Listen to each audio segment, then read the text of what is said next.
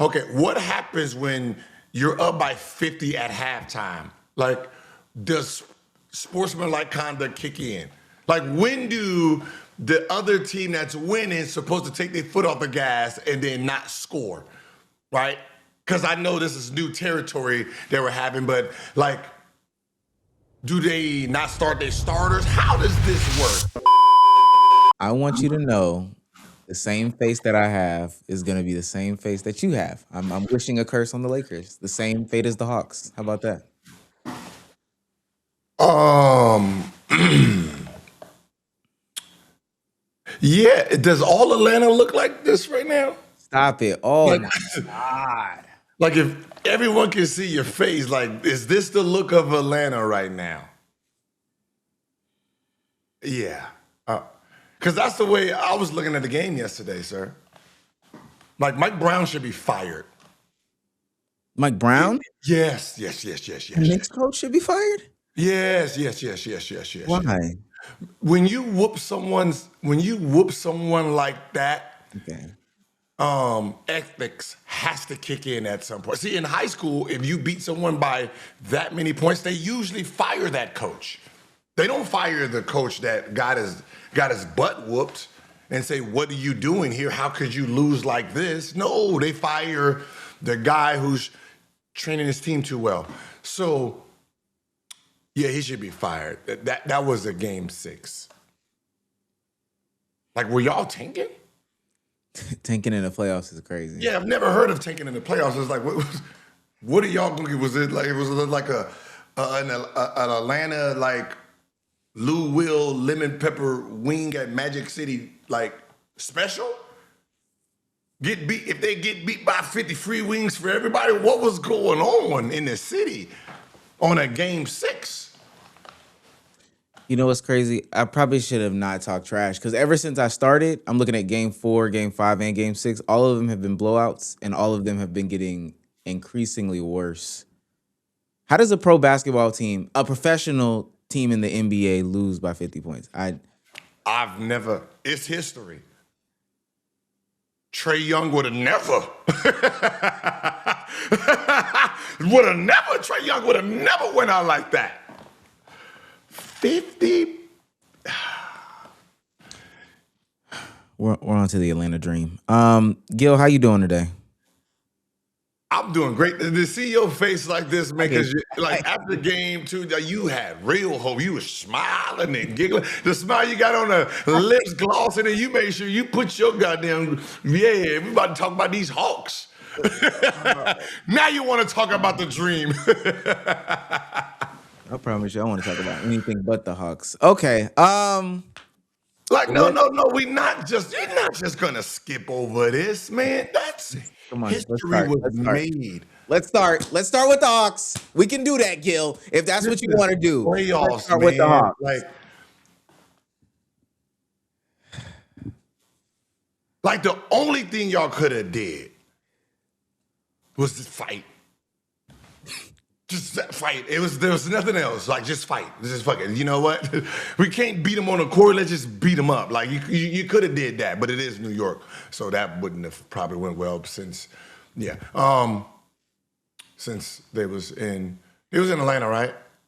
I No, it don't was think in it doesn't matter because Atlanta's New York. No, no, no. What I'm saying is the ass whooping was so bad. We don't even know what city it was in at this point. Like, we don't even know what the floor looked like. Like, did they have to come back after halftime? Like, okay. How about this? Let's try this because, of course, they had to come back after halftime. Here's my question to the basketball community, because I'm a stickler for details. You know how, like, when you're down 20 points, right, at the end of the game, and then the teams that's winning, when that person tries to score, they get mad and it's personal and talking about sportsmanlike conduct. Okay, what happens when you're up by 50 at halftime? Like, does sportsmanlike conduct kick in? Like, when do the other team that's winning supposed to take their foot off the gas and then not score, right? Because I know this is new territory that we're having, but like, Do they not start their starters? How does this work? Or do they still get to wait to the last 2 minutes so they can run the score up all the way into the last 2 minutes and then it kicks in then when they're down like 85? Like I'm trying to figure out how something like this works when the game is over early. Does the sportsmanlike conduct still kick in? I promise you, you're annoying. I was not gonna record with you today. This is annoying. I hate this so much. It's just, man, listen, it's just questions, man. So much. For those that don't know, the Knicks beat the Hawks No, everyone knows. for 140 to 89, which really doesn't tell the tale of the score. I know that sounds crazy. No. It tells the tale. It tells the tale. Like, because It felt worse than that. I'm not gonna lie. it didn't get better. Yeah. Like after halftime. Like whatever he said at halftime didn't work. Right? Like he probably said, yeah, we're gonna cut this down to the 40. And then once we get it to 40, if we can go into the fourth quarter down like 21, we can nah. They came out and said, you know what? More child abuse. Yeah. Yeah, it was more. It was more. Because they lost the second half too. Like, okay, for the fans that don't know, and some of the Knicks fans, I'm pretty sure there was players that came in a game you didn't even know was on your team. That's how bad the whipping was. Like everyone played. Like Big Brunson had to he got in. Mike Brown got in. They was getting buckets out there. Like I'm seeing people like, who the fuck is this? When did he get to the Knicks? They all got in yesterday and had a little field goal. They let Oakley and Patrick Ewing get some run. Yeah. Let me see. Wait, hold on. Let me just make sure. Ooh, dang. Almost. I was going to say everyone on. Wait. I was looking at the wrong stat. Everyone on the Knicks, everybody who did a layup in the layup line scored a bucket. They got points. Not a bucket. They got points. Never seen that before.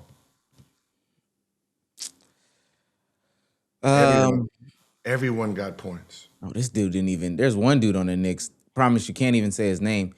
He didn't even take a field goal, and he still scored. Mm-hmm. Ariel Huck something. He didn't even. Yeah. He didn't even shoot a shot. He didn't shoot a field goal, and he still scored. Well, that's the worst. Come on. He was like, it's so easy, you know, I can score without shooting. How is that possible? For what it's worth, because you know, Hawks Nation, don't take this one back because you also lost the game before it by 30.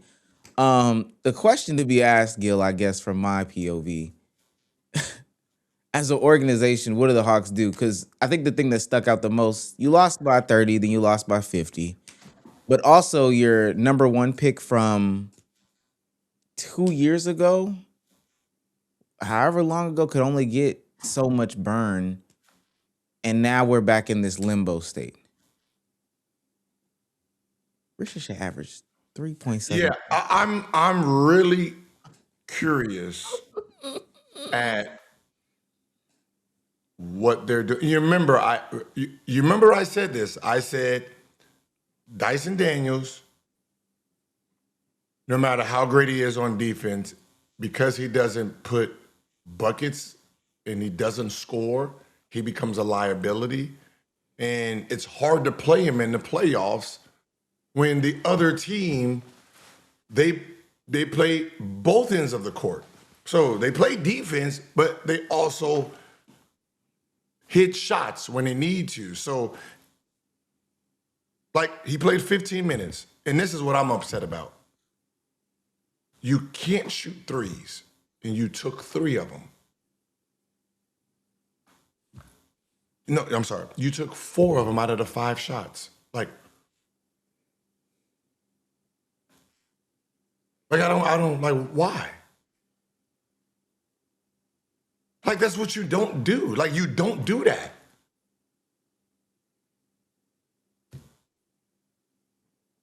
If you was in the early 2000s, we would rather have Shaquille O'Neal make 2 threes in a row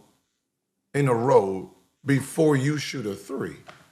Like we would rather have Shaquille O'Neal make 2 than you shoot a three. That's how much you're hurting the team if that's what you're doing in the game. Midi, layup, like come on, get to what you're supposed to be doing. But you don't shoot 3, so why are you even hurting the team doing it? Because they're leaving you open? Eat up the space. Watch some early Rondo. Yo, he can't. If you want to be a point guard that can't shoot early in your career, go watch young Rondo. He understood that if you're gonna back up, I'm gonna eat the space. I'm gonna get in here.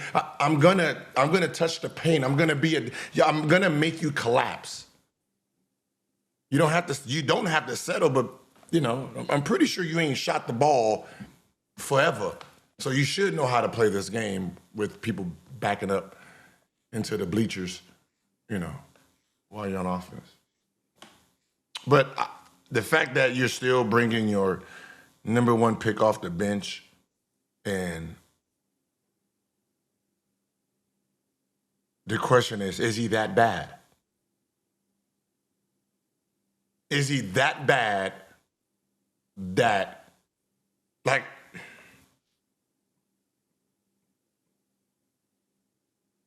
I don't want to say I told you so, but when I realized he was a shooting guard,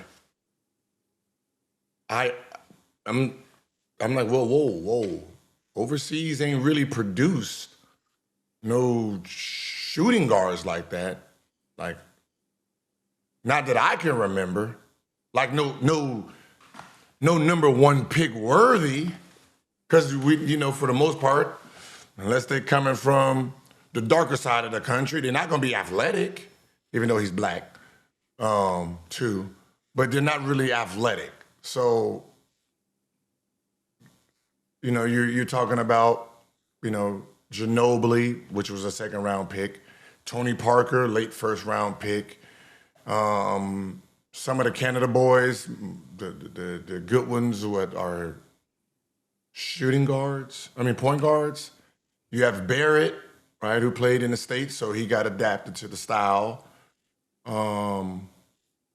Small forward, probably the most athletic one, Wiggins. But that's right here. That's America in a sense. But from overseas, you're talking about, Manu, Peja, and then early back in the 90s, so to pick a shooting guard at number 1. But hey, that's y'all pick. I don't. I can't. When you're talking about guys that's just coming straight over and you haven't really seen them in high level basketball, it's really hard. But I can tell you this: if he's 6'10" and above, I probably will take him. Like I would have took Sar. Of course, I would have took Sar. Right? He's 6'10" and he can shoot. I can utilize that. I can utilize that skill. Right? He plays he can jump. I can utilize that as a number 1, number 2 pick. So we can say the Wizards and moving forward made this, obviously, at this moment in time, he's a bust, but I don't know if he's a bust because he's not good or is he bust because he hasn't gotten the full opportunity. And I don't know where Atlanta sees themselves. Do they see themselves as,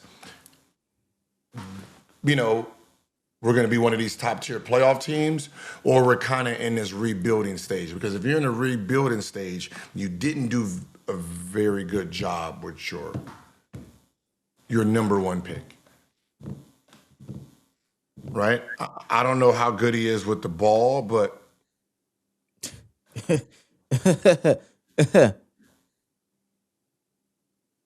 So he can shoot threes but can't shoot free throws? No. That happens. And he can't put the ball on the floor. And people don't understand that. The reason that happens is because when you're younger, right, shooting a three is a thing, working on free throws isn't. Right? So most people think because you can shoot the ball, you're naturally are gifted at making free throws. No, you got to practice that also. So he can't put the ball on the ground. He's a real shooting guard, 6'8", 200 pounds. Now, can I ask you something? Since you are a Go ahead. Go ahead, Gil. Go ahead. CJ can't play one.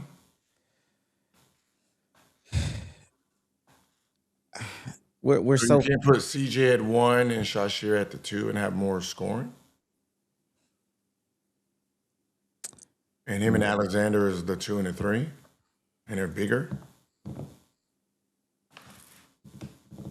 he's not respectfully speaking, he's just not a good player. Like, he's not a good player, and he shouldn't have been picked by the Hawks.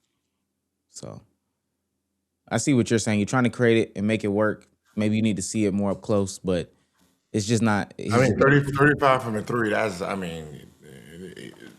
he can make shot. Yeah, but you give up everything, literally everything else. Literally everything